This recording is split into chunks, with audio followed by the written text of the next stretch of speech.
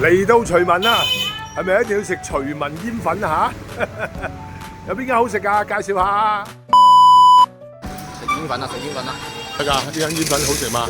好有年代感啊！平平啦，平平啊，平平。有朋友叫我過嚟呢度食徐聞煙粉啊嚇！呢間店開咗50幾年喎。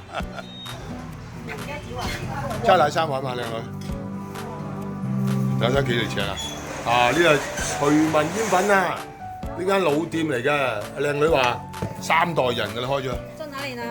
哎呦，佢有隻還跟那個女孩子一樣。萝卜啊，酸蘿蔔。老闆娘做了多少年了？這裡啊？應該是50多年。50多年，真的是老店哦！哈，一直在這裡嗎？以前在那邊，哦後來呢，那細啦。就搬過來這邊。啊，50年老店啊！要嚟食就嚟呢度食啦，大家。之前咧，我喺東莞咧食嗰個徐聞煙粉，我都覺得好食嘅。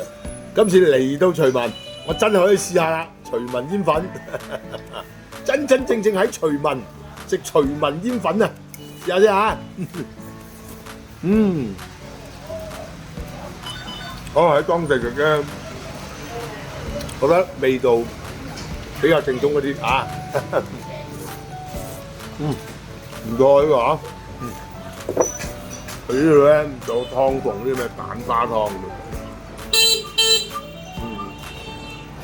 呢個湯咧唔係稀微嚟，好似係濃嘅嚇。大家要嚟徐聞，記得過嚟食徐聞煙粉啊嚇！